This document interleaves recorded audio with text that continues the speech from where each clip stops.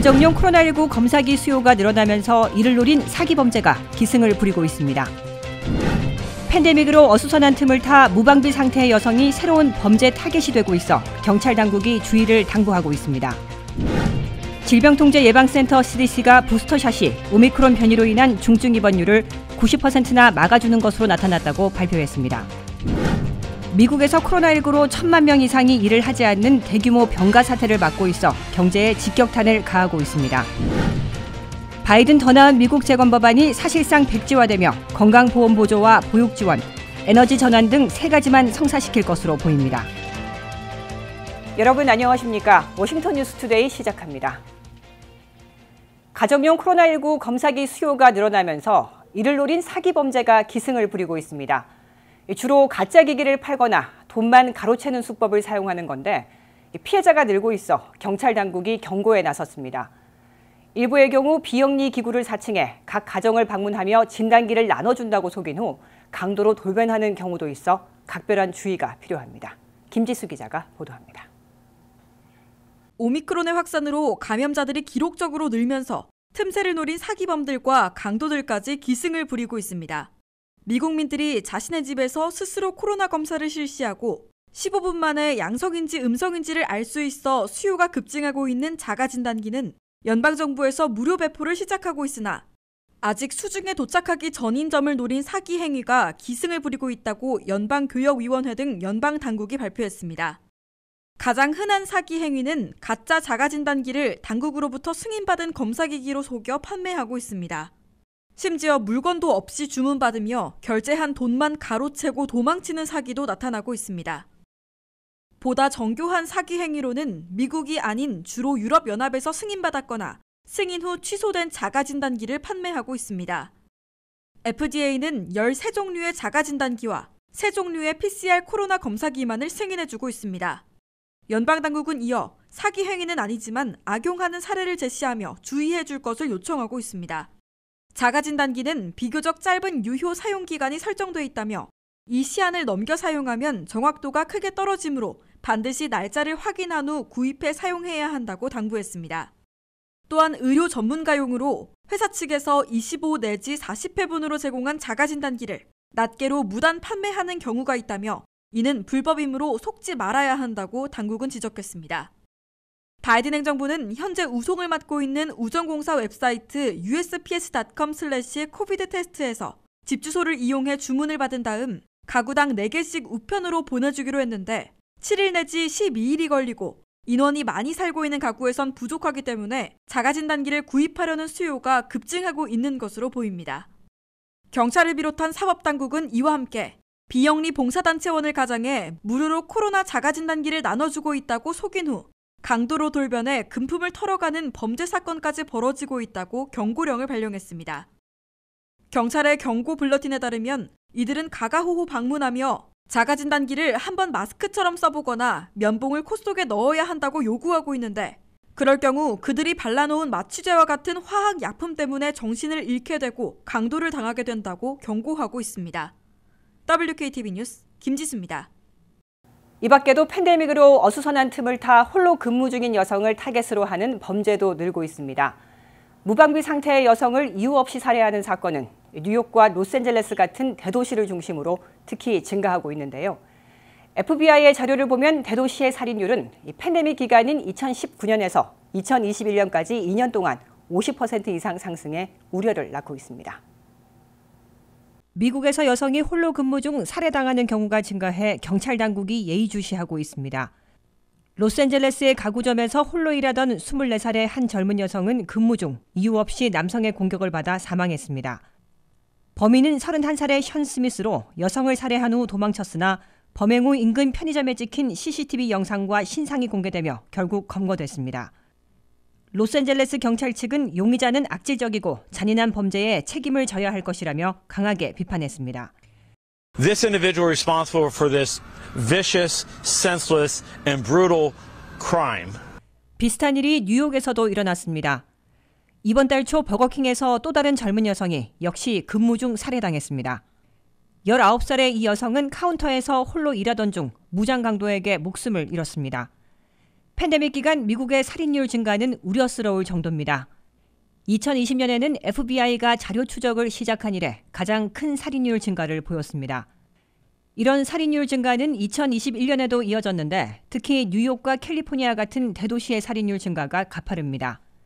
뉴욕과 캘리포니아의 살인율은 2019년에서 2021년까지 2년간 50% 늘었습니다. 이번 주에는 뉴욕타임스 전철역에서 아시아계 여성이 또 살해당했습니다. 중국계 미국인으로 알려진 40세 여성은 아무런 이유 없이 선로에 떠밀려 목숨을 잃었습니다. 가해자는 정신에 문제가 있는 60대 노숙자로 체포 후에도 제대로 된 진술을 하지 못한 것으로 알려졌습니다. 늘고 있는 여성 살인율에 미 경찰 당국은 예의주시하고 있다는 입장입니다. 경찰 당국은 팬데믹으로 어수선한 틈을 타 무방비 상태의 여성이 새로운 범죄 타겟이 되고 있다며 각별한 주의를 당부했습니다. 부스터샷이 오미크론 변이에도 큰 효과를 보이는 것으로 나타났습니다. 질병통제예방센터 CDC가 부스터샷이 오미크론 변이로 인한 중증 입원율을 90%나 막아주는 것으로 나타났다고 발표했습니다. 이번 결과는 수만 명의 응급실과 입원 환자들의 방대한 자료를 분석한 결과여서 신뢰성이 높은 것으로 평가되고 있습니다. 김지수 기자가 보도합니다. 부스터 백신이 급속도로 퍼지고 있는 오미크론 변이에서도 감염은 피하지 못하더라도 중증 입원은 확고하게 막아주고 있다는 연방정부의 자료 분석 결과가 발표됐습니다. CDC, 즉 연방질병통제예방센터는 3건의 새 보고서를 통해 화이자와 모더나 백신을 3차 부스터샷으로 접종하면 오미크론 변이에도 중증 발병 입원을 90%나 막아주고 있다는 고무적인 결과를 밝혔습니다. 지난해 8월부터 오미크론이 본격화된 11월 말을 거쳐 지배종이 되어 있는 올 1월 초까지 병원 응급실과 얼젠케어, 입원실을 방문했던 수만 명의 자료를 분석한 결과 부스터 백신 효과가 확고하다는 점을 확인했다고 CDC는 강조했습니다. 화이자나 모더나 백신을 2차 접종 완료한 지 5개월 경과 시 3차 부스터샷을 맞은 경우 90%나 중증으로 발병해 입원하지 않도록 막아준 것으로 나타났다고 CDC는 밝혔습니다. 또한 부스터샷 접종자들은 백신이 82%나 아예 응급실행을 막아준 것으로 분석됐습니다. CDC의 이번 대규모 자료 분석 결과는 영국 등에서 내놓은 부스터 백신 효과와 비슷한 겁니다. 하지만 대규모 자료 분석 등이 너무 늦게 나오는 바람에 미국에서 오미크론 확산에 따른 기록적인 감염 사태는 물론 중증 입원, 사망자 증가를 막는 데 효과를 제대로 거두지 못하고 있다는 지적을 받고 있습니다. 오미크론 변이에 돌파 감염 당하더라도 중증 입원만큼은 막아줄 것이란 당국의 강조에도 불구하고 미국 내 부스터샷 접종은 전체 대상자의 39%에 그치고 있습니다. 최근 들어 하루에 접종되는 부스터샷은 68만 2천 명으로 다소 주춤해지고 있습니다. 그러는 사이 미국 내 첫 오미크론 감염이 확인된 지난해 12월 1일 이후 한 달 보름여 만에 오미크론은 미국의 신규 감염의 98%나 차지하고 있어 완전 지배종이 되어 있습니다. 현 시점에 정점을 찍고 내리막길에 접어든 조짐을 보이고 있으나 아직도 미국 내 하루 감염자들은 7일 평균 73만 5천여 명으로 2주 전에 비해 여전히 21% 증가한 것으로 집계됐습니다. 하루 중증 입원자들도 16만 명으로 36%, 사망자는 2천 명을 넘어서 45% 급증한 것으로 나타났습니다. WKTV 뉴스 김지수입니다. 미국에서 코로나에 감염되거나 감염자를 돌보기 위해 1,000만 명 이상이 근무를 중단하고 병가를 이용하고 있어 사업과 가게가 경제적 타격을 입고 있습니다. 본인이나 가족의 감염으로 병가를 낸 근로자들은 사상 최고치인 880여 명이나 되고 또 다른 320만 명은 감염 우려로 근무를 중단한 것으로 나타났습니다. 오미크론의 급속 확산으로 감염자들이 기록적으로 급증하면서 미국의 사업체와 가게에도 직격탄을 가하고 있습니다. 오미크론 변이는 미국에서 신규 감염자의 98%나 차지하는 지배종이 돼 있으며 감염 사태가 다소 진정되고 있으나 여전히 하루 확진자들이 74만 명, 입원자들은 16만 명, 사망자들은 2천 명을 기록하고 있습니다.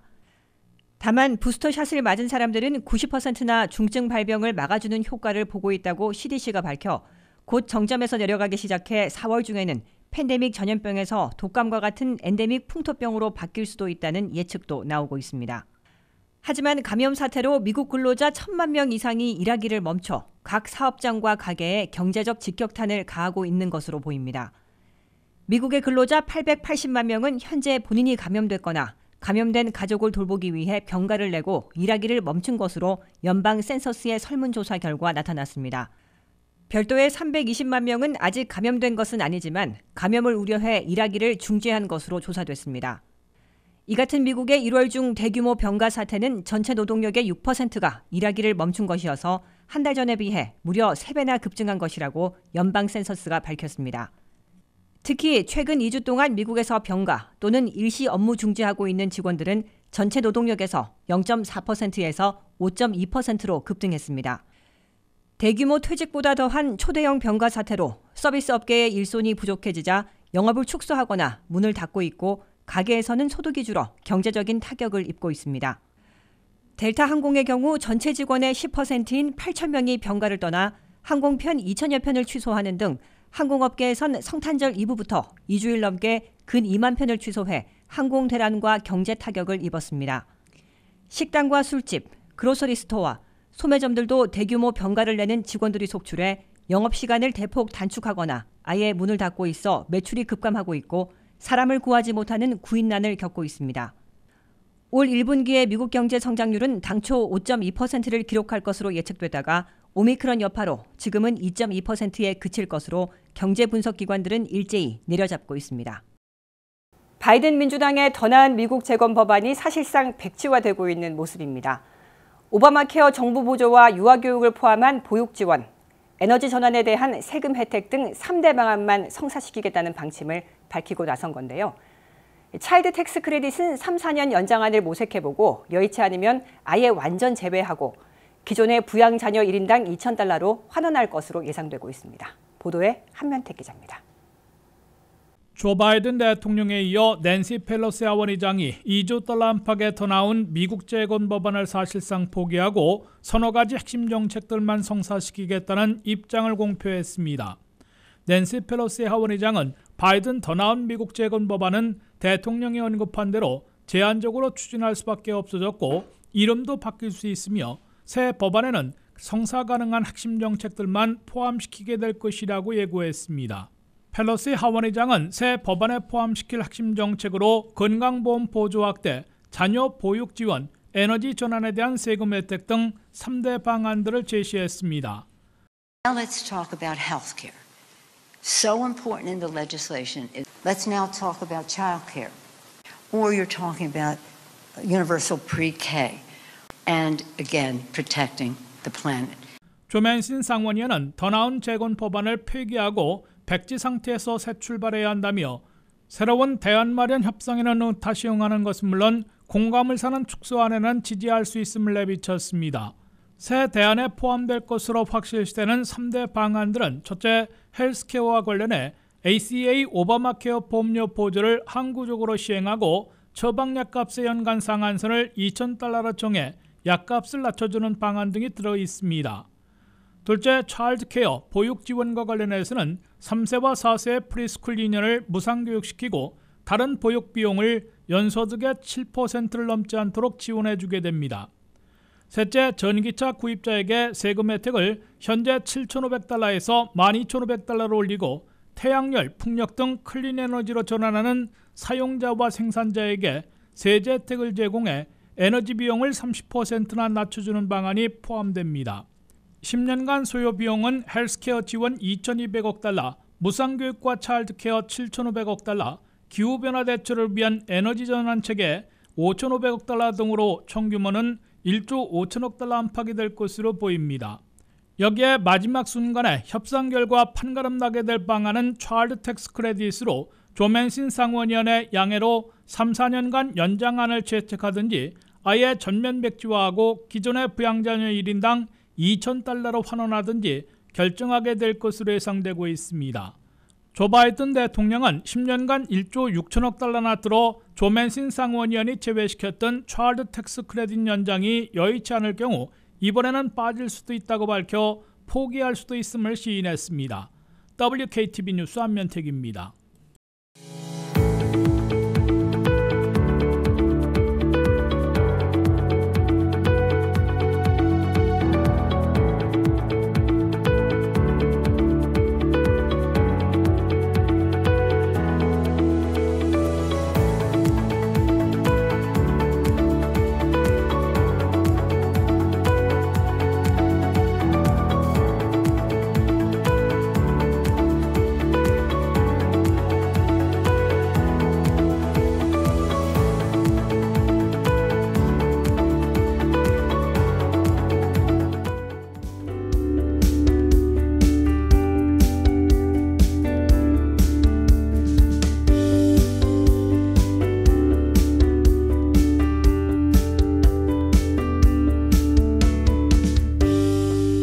이상으로 워싱턴 뉴스투데이를 마칩니다. 시청해주신 여러분 고맙습니다.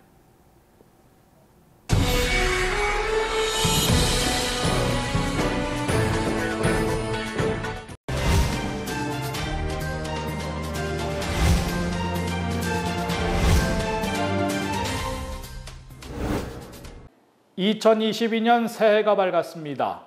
이민년 호랑이의 해입니다. 검은 호랑이이기 때문에 용맹스러운 기운을 받아서 새해에는 모두 코로나 사태에서 탈출해서 일상을 되찾는 그런 한 해가 되기를 소원합니다. 이 시간에는 이 이민년 새해에 주택시장은 과연 어떻게 될 것인지, 주택 거래를 할 때에 무엇을 조심해야 할지 크리스나 신 변호사님과 함께 얘기를 나눠보겠습니다.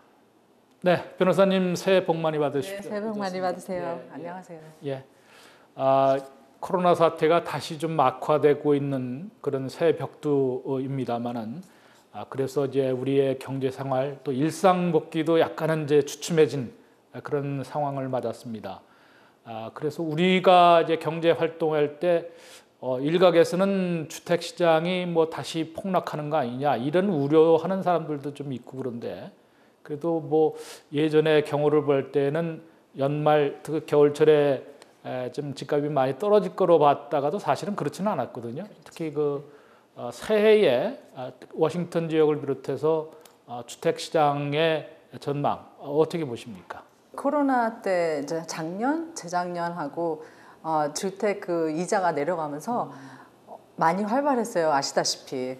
많이 이제 집이 없는 경우도 많았고 그 다음에 사고 싶은 분들도 많고 이자가 낮다 보니까 그래서 supply and demand가 확실히 그것 때문에 이제 그게 많이 그 경제를 드라이브를 했는데 올해는 그 생각보다 지금 많은 부동산 하시는 분들이랑 얘기를 해보면은 지금 많이 예전보다는 그 디만드가 내려갔고 그 다음에 집을 사시려고 그러셨던 분들이 확실히 좀 기다려야 되겠다. 기다리면은 집값이 좀 내려가지 않을까 하고 기다리셨던 분들이 또 집을 안 사셨다가 그러다 보니까 또 집이 없어서 또 사시게 되고 이제 그걸 보는데 확실히 그 디만드는 계속 있지만 서플라이가 줄으면서 계속 디만드가 또 예전보다는 확실히 좀 줄은 것 같아요. 네. 이런 그 또 새해 벽두부터 내 집 마련을 하기 위해서는 우선적으로 좀 생각해둬야 될 게 있었거든요. 그러니까 좀 우선 타이틀 변호사로서 가장 조심을 하고 준비를 해야 될 것은 뭐가 있다고 보십니까? 요즘에 이제 서플라이가 없다 보니까 인스펙션도 안 하고 사고 컨틴전시를 많이 웨이브를 하고 사시는 경우들이 많으세요. 그래서 좀 심사숙고하게 생각 한번 더 해보시고 그다음에 집을 사신 다음에 후회하지를 않으시려면은 기본적으로 원래 해야 됐던 거를 하고 사시는 게 좋을 것 같아요. 그러니까 급한 생각보다는 좀 시간을 두고 이게 과연 내가 오래 살 집인지 투자용이면 투자용으로 이제 생각이 다르겠지만요. 예.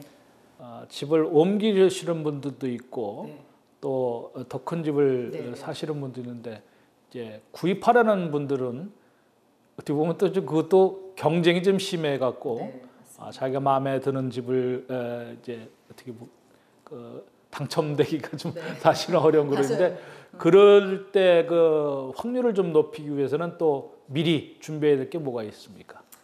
융자 조건이 좋은 사람을 우선으로 할 거고 그다음에 이제 어떤 분들은 뭐 편지를 쓰시는 경우도 있고 그다음에 어떤 분들은 그 컨트랙을 비드를 할 때 컨텐전스를 다 리무브 하다든지 그러니까 파시는 분 입장에서는 확실한 조건이 되는 사람 그게 아마 제일 중요하겠죠. 그다음에 이제 아무래도 비링을 하다 보면은 아무래도 가격을 좀 더 높여서 오는 사람 컨트랙을 받겠죠.